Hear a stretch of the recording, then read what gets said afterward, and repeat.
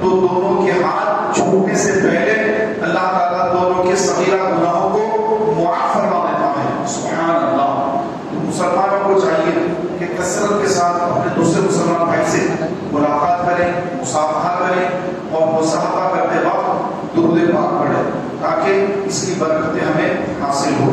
محترم پیارے بھائیوں، ہمارے آقا نبی کریم صلی اللہ تعالیٰ علیہ وآلہ وسلم کی جو سنت ہے تو اللہ تعالیٰ کے نزدیک اس کی بہت زیادہ اہمیت ہے.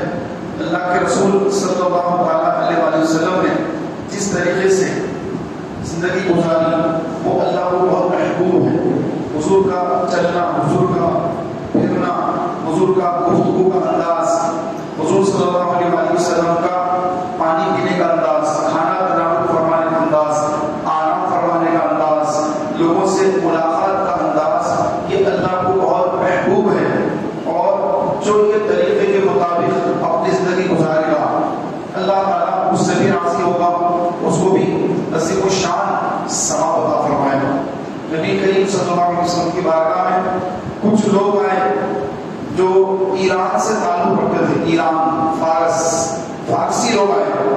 اور ان کی مونچھیں بڑی بڑی تھی اور ان کی داڑیاں بالکل شیو تھی، بالکل شیونگ کرے ہوئے تھے اور مجھے بڑی بڑی تھی. تو وہ حضور صلی اللہ علیہ وسلم کی بارگاہ میں حاضر ہوئے تو نبی کریم صلی اللہ تعالیٰ علیہ وآلہ وسلم نے ان کو دیکھا، ان کے چہروں کو دیکھا، دیکھ کر فرمایا کہ تم پر لعنت ہو، تم کو ایسے چہرے بنانے کو کس نے کہا؟ تم کو ایسے چہرے بنانے کو کس نے کہا؟ تو انہوں نے کہا کہ ہمارے رب کسرا نے. نبی کریم صلی اللہ علیہ وسلم نے فرمایا لیکن میرا رب تو مجھے حکم دیتا ہے کہ داڑھیوں کو بڑھاؤ اور مونچھوں کو بس کرو. تو میرے پیارے بھائیوں، وہ لوگ جنہوں نے اسلام قبول بھی نہیں کیا وہ تو آتش پرست ہیں، لیکن آقا صلی اللہ علیہ وسلم نے ان آتش پرستوں کے بارے میں فرمایا کہ تم پہ ہلاکت ہو، تم پر ہلاکت ہو کہ تم نے یہ کیا کیا کہ تم نے چہرے کیسے بنا لیے. تو وہ لوگ جو اسلام قبول نہیں کیے، شریعت کے مکلف نہیں ہیں، اس کے باوجود آقا صلی اللہ علیہ وسلم نے ان کے چہروں کو جو دیکھا کہ داڑیاں غائب ہیں، مونچھیں بڑی بڑی ہیں، تو فرمایا تم پر ہلاکت ہو کہ ایسا چہرہ تم نے کیوں بنا لیا، تم کو کس نے کہا ایسا چہرہ بنانے کو. تو میرے پیارے بھائیوں، جو حضور کا کلمہ پڑھنے والا مسلمان ہے اور اگر وہ اپنی مونچھیں بڑی بڑی رکھے اور داڑھی مڑا لے تو آقا صلی اللہ علیہ وسلم کو کس قدر وہ تکلیف پہنچا رہا ہے، حضور کے قلب اتھر کو کس قدر وہ رنجیدہ کر رہا ہے، غمزدہ کر رہا ہے، حضور کو تکلیف پہنچا رہا ہے. اور جس نے اللہ کے رسول کو تکلیف پہنچائی اس نے اللہ کو تکلیف پہنچائی، اور جس نے اللہ کو تکلیف پہنچائی اس کا ٹھکانہ جہنم ہے. تو میرے پیارے بھائیوں، ہم کو زندگی گزارنے کا طریقہ بتایا گیا کہ کیسے ہم زندگی گزاریں، اپنا چہرہ کیسا رکھیں، لباس کیسا پہنیں، اپنے بال کیسے رکھیں، گھر میں جب آئیں تو کون سا قدم رکھ کر گھر میں آئیں، جب گھر سے نکلے تو کیسے گھر کے باہر نکلے اور کیا دعا پڑھیں، آیت الکرسی پڑھیں تو کیا فائدے ہیں، انسان کیسے کیسے حادثات سے، بلائیات سے محفوظ ہو جاتا ہے. اور جب سوئے تو سونے سے پہلے وضو کر کے سوئے کہ جو باوضو سوتا ہے ساری رات اس کو عبادت کا ثواب ملتا ہے، سنت کے مطابق سو رہا ہے وہ ساری رات عبادت کا اس کو ثواب ملتا ہے. تو البتہ میرے پیارے بھائیوں کہ جو نبی کریم صلی اللہ علیہ وسلم کا جو طریقہ ہے یہی طریقہ اللہ کو محبوب ہے، اور اللہ تبارک و تعالیٰ ایسا طریقہ اختیار کرنے والے کو اپنی بارگاہ کا مقبول بندہ بنا لیتا ہے، اس کے گناہوں کو بھی معاف فرما دیتا ہے اور اس کو قیامت کے دن عرش کا سایہ بھی نصیب کرے گا اور اس کو حضور کی شفاعت بھی نصیب فرمائے گا اور اس کو داخل جنت فرمائے گا. تو طریقہ کیسا ہو، حضور کی سنت کے مطابق کا طریقہ ہر ایک مسلمان کے لیے لازم ہے، ضروری ہے. اس میں دو طریقے ہیں، ایک وہ کہ نبی کریم علیہ السلام نے جس کام کا حکم دیا اور ہمیشہ اس پر عمل کیا تو وہ سنت موکلہ ہے. ایک ہے سنت غیر موکلہ کہ سرکار نے کبھی عمل کیا کبھی نہیں کیا اور اس کی اتنی سختی سے تاکید نہیں کی کہ کرو تو کرو، ایسا نہیں فرمایا. تو یہ جو سنت ہے، سنت دو قسم کی ہے، سنت موکلہ، سنت غیر موکلہ. تو جو پوچھ ہوگی وہ سنت موکلہ کی پوچھ ہوگی. سنت غیر موکلہ یہ نفل کے حکم میں آتا ہے، کر لے سنت کا ثواب ملے گا، نہیں کرے تو کوئی گناہ نہیں. زلفیں رکھنا سنت ہے،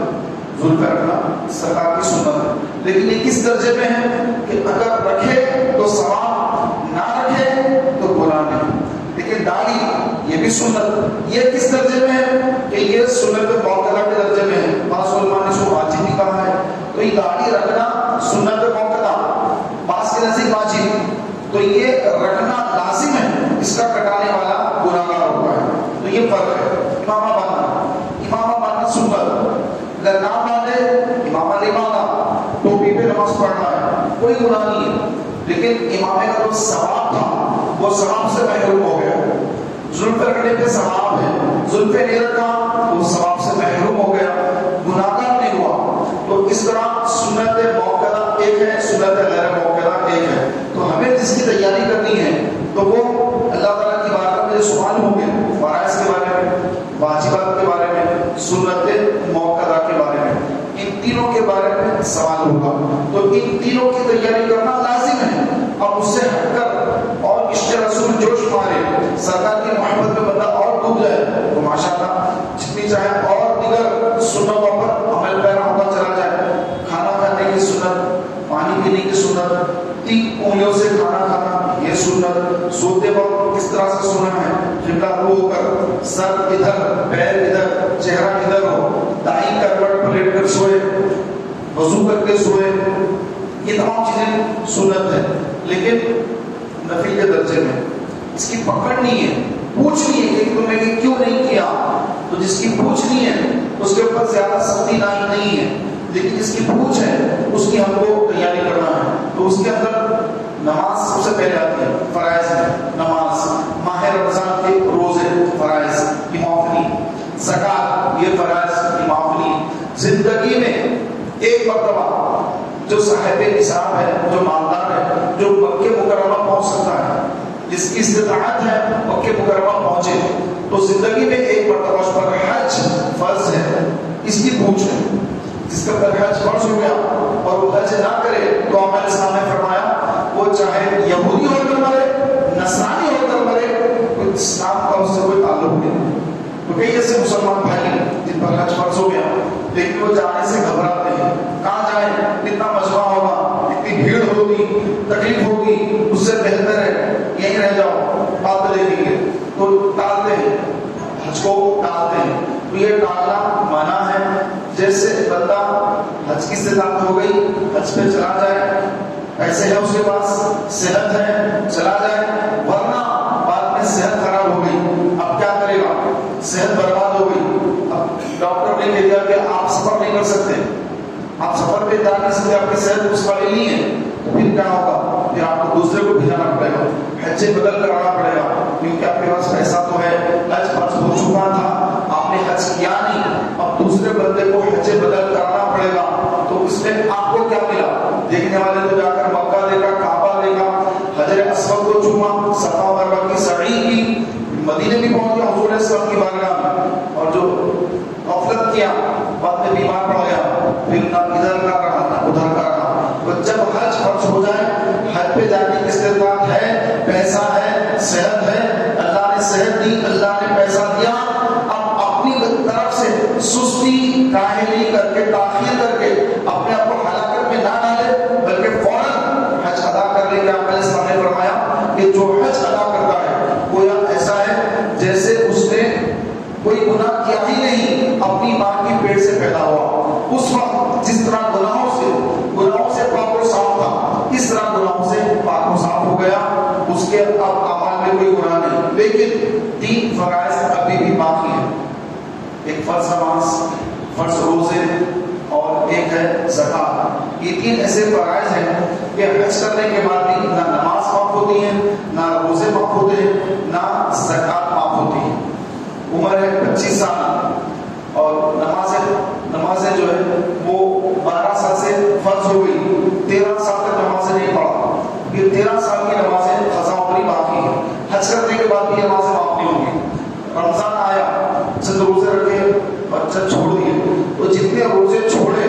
وہ چھوڑے میں روزے قضا ادا کرنا لازمی ہے۔ حج کر لیں گے تب بھی یہ روزے معاف نہیں ہوں گے۔ اسی طرح اللہ نے مالدار بنایا، صاحب نصاب بنایا، زکات دینے کے قابل بنایا، چاہے تو لینے کے قابل بھی بنا سکتا تھا لیکن دینے کے قابل بنایا، آپ اونچا ہے دینے کے قابل بنایا، لیکن اس کے باوجود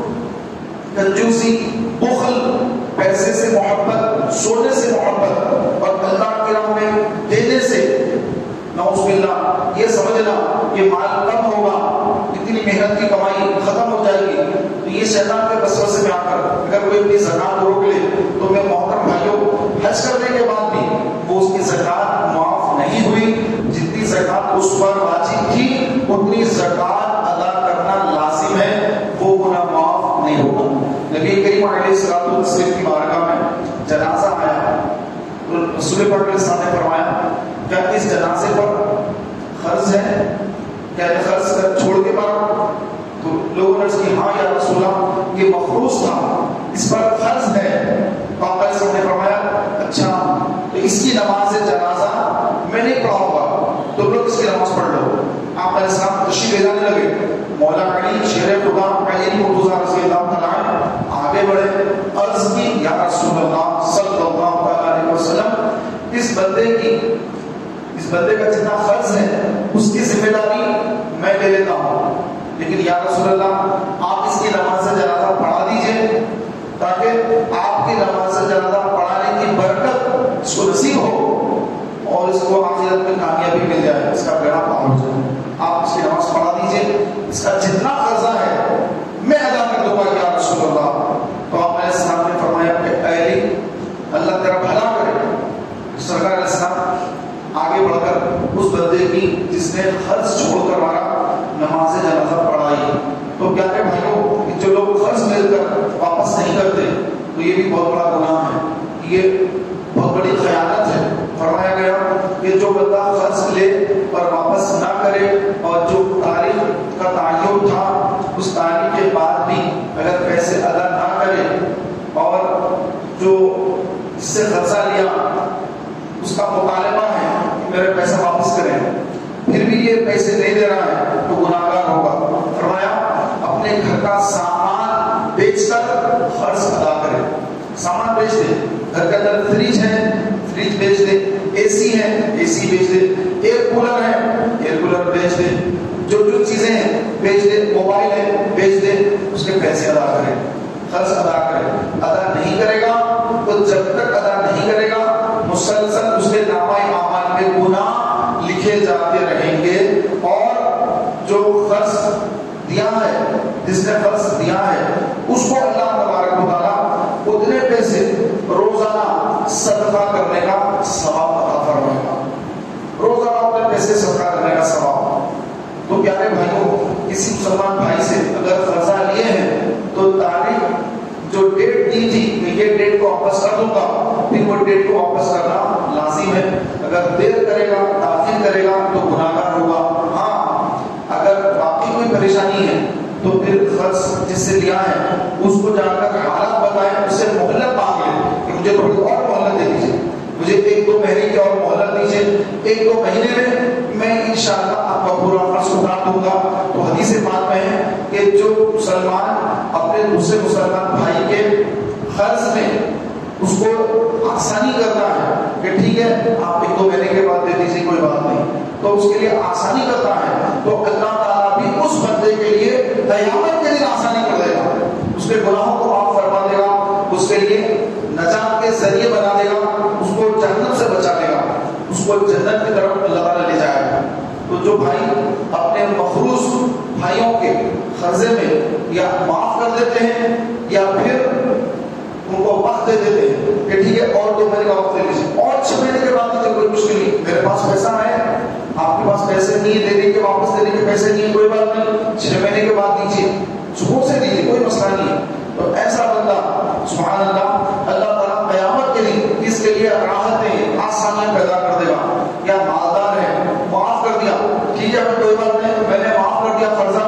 آپ جو اپنے کام نپٹا لیں، آپ کا قرضہ میں نے معاف کر دیا، تو سبحان اللہ تو اللہ تعالیٰ کے پاس اس کا اور بلند مقام ہوگا جو اپنے مخروص بھائی کے قرضے کو معاف کر دیتا ہے۔ پیارے بھائیوں آپ علیہ السلام نے فرمایا کہ 3 بندے ایسے ہیں جن کو اس دن جس دن کوئی سایہ نہیں ہوگا سوائے عرش کے سائے کے، تو اللہ تعالیٰ اس دن ان بندوں کو عرش کا سایہ نصیب فرمائے گا۔ نمبر 1، آپ علیہ السلام نے فرمایا کہ مجھ پر کثرت سے درود پڑھنے والا، جو رسول پاک صلی اللہ علیہ وسلم پر درود پاک کی کثرت کرتا ہے، کثرت سے درود شریف پڑھتا ہے، تو اللہ تعالیٰ اس کو عرش کے سائے میں جگہ عطا فرمائے گا۔ نمبر 2، کہ جو میری سنت کو زندہ کرنے والا، حضور علیہ السلام کی جو سنتیں لوگ چھوڑ رہے ہیں، سنتوں کو پامال کر رہے ہیں، سنتوں کو پسے پوچھ ڈال کر فیشن کی دنیا میں آ گئے ہیں، فیشنیبل بن گئے ہیں، یہودیوں کے نئے نئے فیشن کو اپنا لیتے ہیں، نصارا کے نئے نئے فیشن کو اپنا لیتے ہیں، جیسے بال رکھنے کا فیشن چل رہا ہے، بال ہیئر کٹنگ کا اسٹائل چل رہا ہے کہ بس بیچ میں بال رکھے، ادھر ادھر سے پورے بال نکال دیے اور عجیب و غریب وضع خطا بنا دی، تو یہ یہود کا نصارا کا یہ فیشن ہے۔ تو ایسے فیشن، یہ فیشنوں کو چھوڑ کر رسول کی سنت کو زندہ کرنے والا کل قیامت کے روز عرش کے سائے میں ہوگا۔ اور پھر آپ میرے سامنے فرمایا کہ جو میرے کسی مسلمان، میرے کسی امتی کسی مسلمان کی کوئی تکلیف کو دور کر دینے والا کل قیامت کے دن عرش کے سائے میں ہوگا۔ تو اپنے مسلمان بھائیوں کے تکالیف کو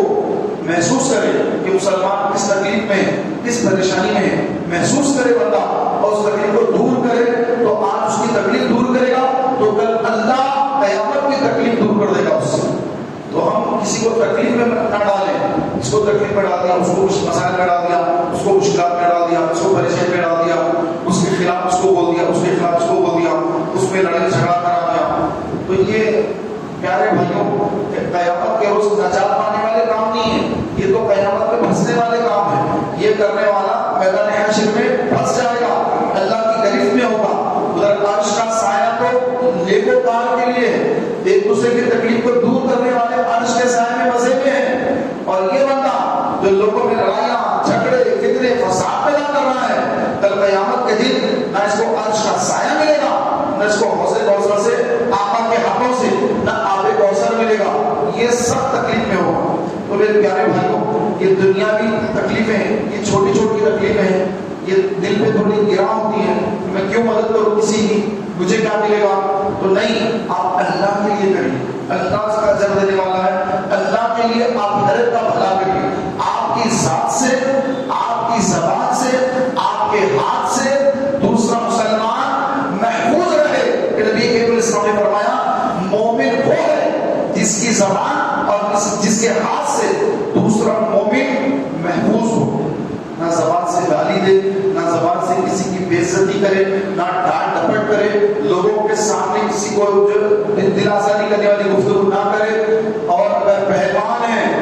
اور اونچا پورا باڈی بلڈر پہلوان بن گیا ہے، اب کمزوروں کو ڈراتا ہے، دھمکاتا ہے، یہ سلام نہیں کرتا، سلام کر، لوگوں کو جو زبردست سلام کراتا ہے، لوگ اس کے شر سے ڈر کے اس کو سلام کرتے ہیں، السلام علیکم حضرت، السلام علیکم۔ تو لوگوں کے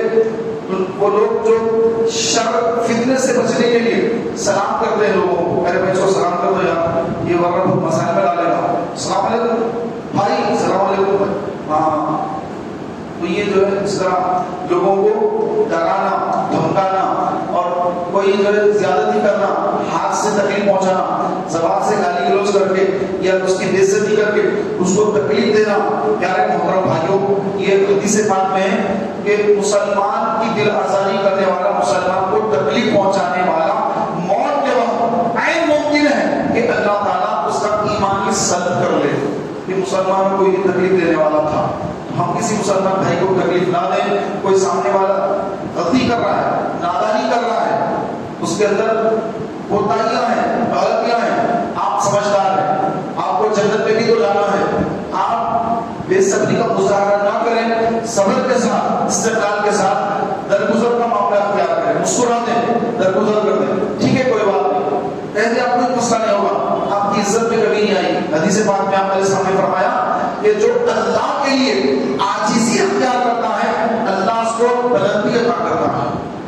اللہ اس کو بلندی عطا کرتا ہے۔ تو اللہ کے لیے عاجزی اختیار کریں، اللہ کے لیے کسی مسلمان کی تکلیف کو دور کریں، اللہ کے لیے ہر ایک کام میں، اچھے کام میں آگے بڑھیں، مسلمانوں کی مدد کریں، مسلمانوں کی تکالیف کو دور کریں،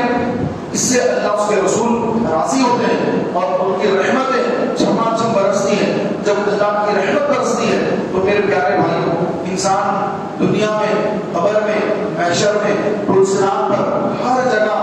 سلامتی سے اس کا معاملہ حل ہو جاتا ہے اور وہ کامیابی کے ساتھ داخل جنت ہو جاتا ہے. لیکن جو بندہ